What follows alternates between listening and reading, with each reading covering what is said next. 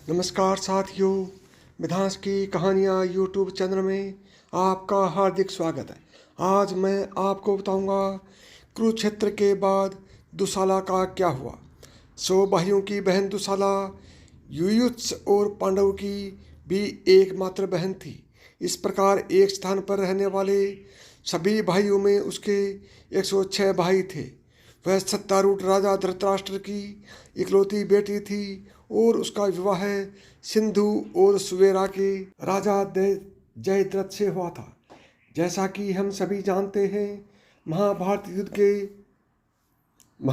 के युद्ध में जयद्रथ मारा गया और दुशाला विधवा हो गई। महाभारत युद्ध समाप्त होने के तुरंत बाद युधिष्ठिर ने अश्वमेध यज्ञ करने का फैसला किया था। यज्ञ करने और ब्राह्मणों को खुश करने के लिए प्रचुर धन की आवश्यकता थी।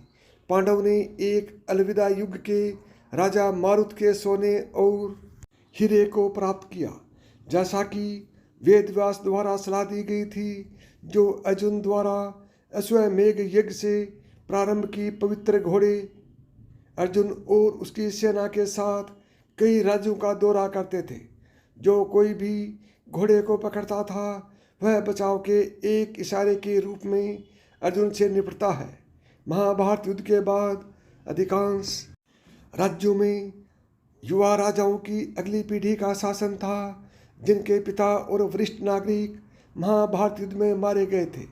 जैसा कि युधिष्ठिर ने सलाह दी थी कि इन राजाओं को न मारें, जो पहले से ही अपने मृत पिता और रिश्तेदारों के लिए शोक मना रहे थे, लेकिन धीरे से उन्हें पराजित करने के लिए राजी करो। अर्जुन ने प्रत्येक के साथ नर्म व्यवहार किया और हत्या को न्यूनतम तक सीमित रखना। जब घोड़ा सिंधु के राज्य में पहुंच गया, तो सिंधु के राजाओं ने घोड़े को पकड़ लिया और अर्जुन को युद्ध करने के लिए ललकारा। हालांकि जयद्रथ के पुत्र सूरदा को युद्ध के मैदान में नहीं दिखाना चाहता था। वे विशेष रूप से गंभीर थे, क्योंकि वे अर्जुन द्वारा जयद्रथ की हत्या का बदला लेना चाहते थे। अर्जुन ने उन्हें युद्ध रोकने के लिए सलाह देने की कोशिश की, लेकिन वे नहीं हिले। अंततः अर्जुन को बाण चलाने पड़े और उन्हें अच्छी संख्या में मारना शुरू कर दिया।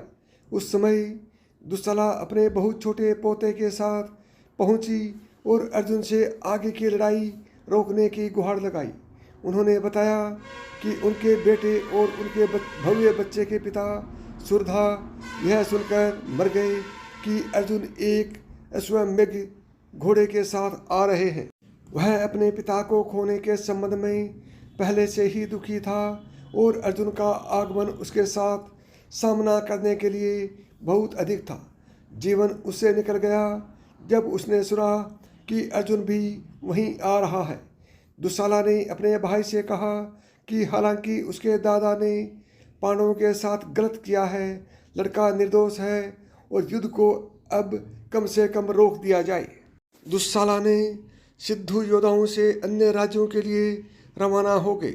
इस प्रकार दुशाला सिंधु की महारानी के रूप में बनी रही, अपने पोते के अभिभावक होने के नाते। साथियों, यह कहानी आपको कैसी लगी कमेंट करके बताएं, और अभी तक आपने मिधांस की कहानियाँ यूट्यूब चैनल को सब्सक्राइब नहीं किया है तो अभी सब्सक्राइब करें। नमस्कार दोस्तों, जय श्री कृष्ण।